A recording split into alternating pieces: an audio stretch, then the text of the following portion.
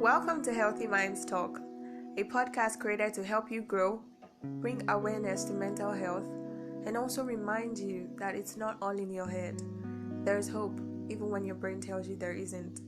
I'm Praise Victor, and I remain your host on this show.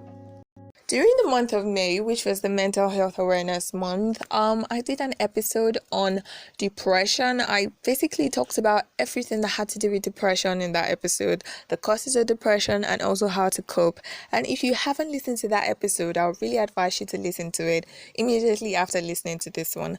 And while in that episode, I made known that depression, which is a major mental illness, is caused by a lot of things. It's mainly caused by disconnection rather from a lot of things, whether that's disconnection from childhood trauma, disconnection from relationships, disconnection from values, and so many other things. But basically, the main point was that the causes of depression are a mixture of biological, psychological, and social factors, which means that habits do not often cause depression, but yes, they can actually worsen it. And although these habits I'm going to talk about today are a little bit hard to stop, even for the people that are not depressed. Now, the first habit I'm going to talk about that actually does worsen depression is isolation. Now, isolation during depression is actually very common because depressed people either don't want to burden others with their pain, or they feel emotionally distressed and they just want to avoid meltdowns in public. They feel unwanted and like they don't belong. They feel alone even in the presence of loved ones, or they're just, too scared or too anxious to speak up and talk about what they're going through because they don't want to be judged. And so because of all these reasons, they might actually take that step to isolate themselves, to not go out, to not relate with their friends or their family anymore. They might just, you wouldn't see them online on social media anymore. You'd be hard to reach them.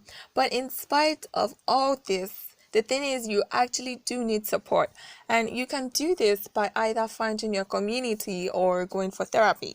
Finding your community is actually, I'd say that one is quite easy because you can go online on social media and find lots of communities where you can feel safe and you can discover people that have also gone through what you're going through.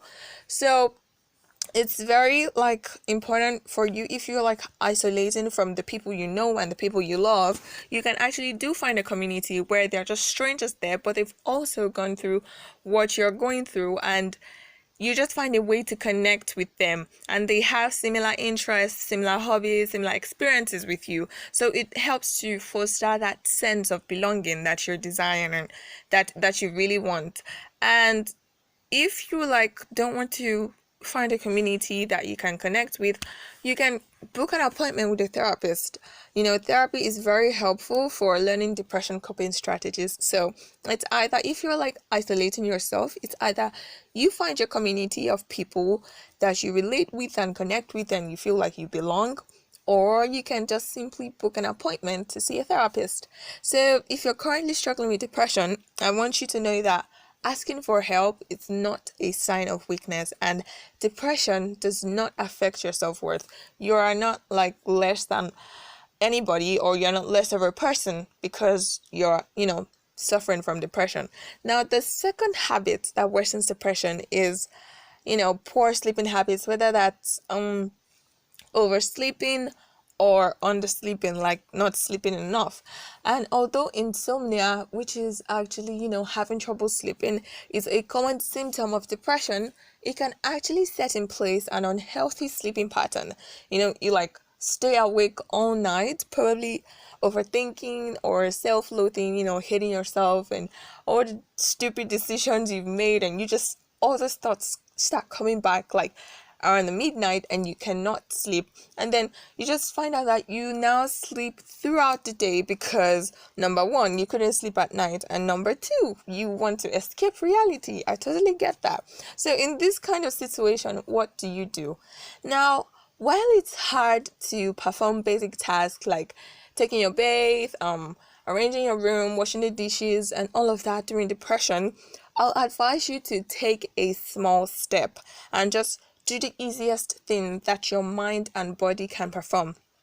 And that can either be forcing yourself to have a shower, or opening the window blinds when you wake up instead of just going back to bed. Now, this is for people that are also not depressed, but they really like sleeping, like you oversleep. So when next you wake up, just force yourself to get up and just open the window blinds, because when like the light gets into the room, the sleep starts fading away. So, or you can just like sit by the window and look at the sky or the birds. And the simplest thing, I feel like the easiest thing you can do in this kind of situation is to like change your clothes. That's like after you have your shower, of course. Just change your clothes from like pajamas to your regular house clothes. That really helps, I'm serious. So whatever it is that you choose to do, just make sure that it's something that gets you out of the bed during the day. And I want you to know, if you're currently struggling with depression, that whatever you decide to do today to help yourself get better is actually enough. And no matter how little you think it is, taking baby steps is also progress. So you need to be proud of yourself today. Now, the third habit that worsens depression is stress. Now, I know that someone is probably like, stress? Life itself is stressful. I get that. I totally agree. 100% agree that life is actually very stressful. But chronic stress can actually worsen depression. Stress like, having financial difficulties, like you have a lot of debts you have to pay this money, probably school fees and all of that, or even a breakup. Something like a breakup can actually cause severe stress that can cause depression. I'm very serious. Or a divorce, that's if you were married before. And even as a student, school stress, I'm saying it one more time, school stress, because school is very, very stressful. If you're a student like me, school stress can actually lead to and worsen depression.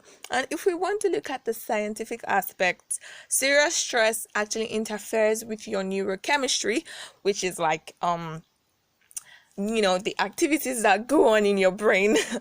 And once stress affects your neurochemistry, it increases your cortisol, which is your body's stress hormone, and then it decreases your dopamine and serotonin levels. And dopamine and serotonin, I don't know if I talked about this in the episode I made on depression, but dopamine and serotonin they are neurotransmitters. Actually, they're like chemical messengers in your brain that help to elevate your mood. So once your stress level increases, and which is your cortisol, actually it's hard to explain this because I'm not a science student, but I really hope you understand what I'm saying. So basically, once your stress level increases, your dopamine and serotonin level decreases, and those two neurotransmitters help to elevate your mood. They help to make you have a good mood, make you happy, make you bright, make you shining, smiling, and all of that. So basically, being stressed is not just about being on edge, but it also has to do with psychology. It's also a psychological reaction to life. And I get that life is stressful, I said that before, but whenever you notice that your stress levels are increasing, just try to make time for yourself and do the things that make you feel good. Stay away from activities and people that actually stress you or drain you, because people can be draining sometimes, and sometimes you just need to unplug. So it's totally okay for you to unplug if you feel overwhelmed and really stressed. So you can also try sleeping for about 7 to 9 hours. If you do not suffer from insomnia, just try and sleep and focus on your needs. Just take care of yourself. I promise you that it's not selfish to take care of yourself. And also stop binge eating, because binge eating can actually increase your stress levels too. So if you're currently struggling with depression and you're trying to decrease your stress levels, I need you to know that every single thing you do is actually important. And what I've just mentioned might not actually make the depression go away completely, but trust me, it would definitely make you feel better as long as you're really intentional about your well-being. So the fourth habit that really worsens depression, and this one, it doesn't even have to do with just, depressed people and all of that. Even young adults really, I don't know if the word to say is suffer, but they really do practice these habits. It's like a normal thing. and that's watching TV too often. Now, I know this might sound absurd. It might not even be TV per se, it might be a movie, a series, whatever it is.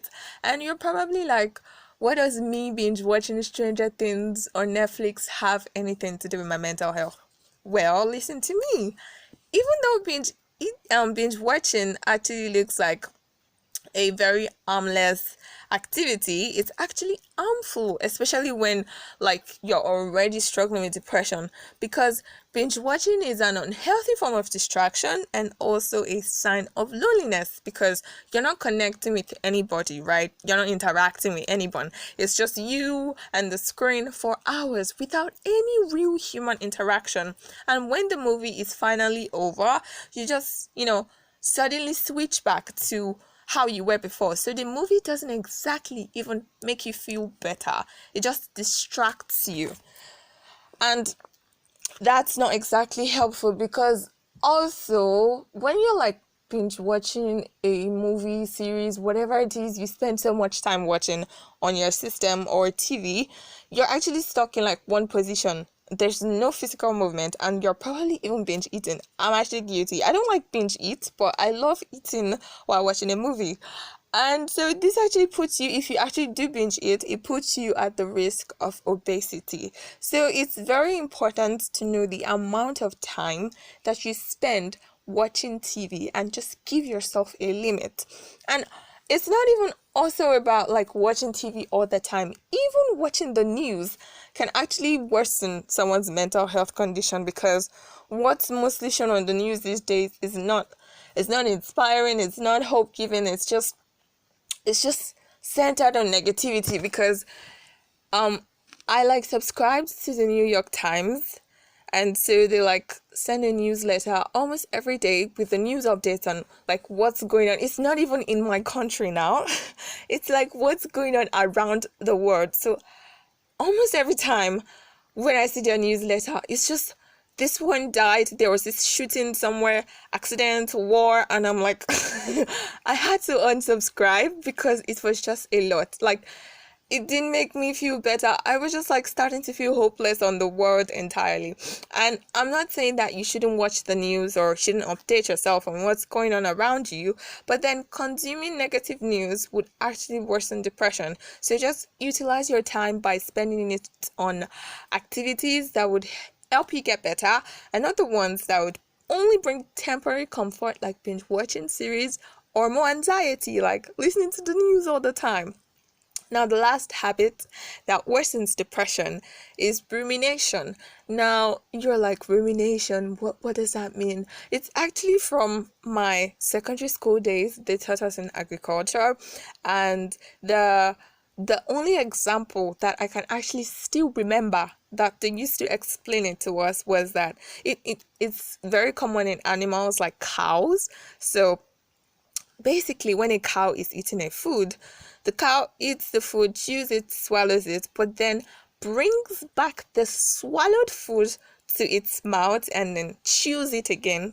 Very disgusting. Then chews the swallowed food again and eats it as cut before re-swallowing it. So basically, just like how the cow keeps bringing back swallowed food to rechew, rumination in humans occurs like when one continually thinks or obsesses over the same negative thoughts. And there's every tendency that you ruminate if you say things like, my thoughts don't have an off button, or my head is constantly going in circles, or I tend to overthink things a lot, then there's every tendency that you actually do ruminate. And rumination can show up as reliving past experiences, replaying past conversations in your head multiple times.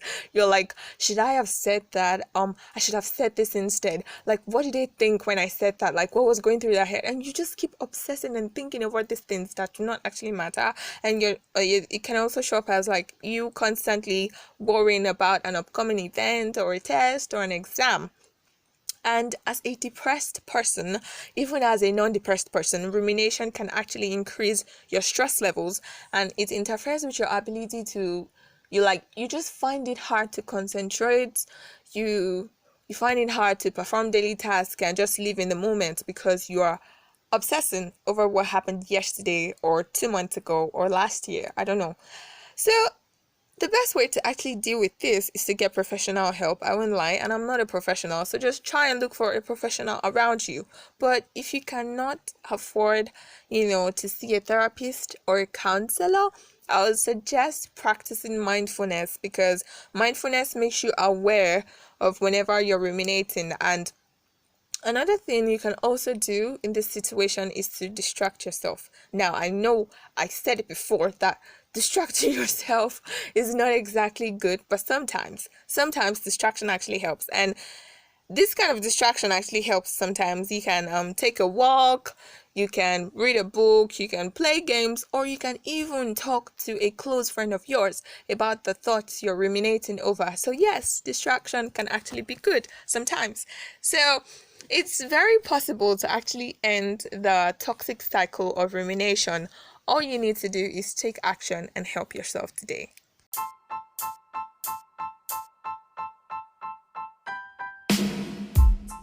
That's all for today's episode, guys. Thank you so much for listening. Just before you go, if you're a newbie here, please subscribe on the podcasting platform you're using to listen, and also follow me on Instagram and also on Twitter, where I post similar content like this one on mental health and personal growth. I'll put the links in the description.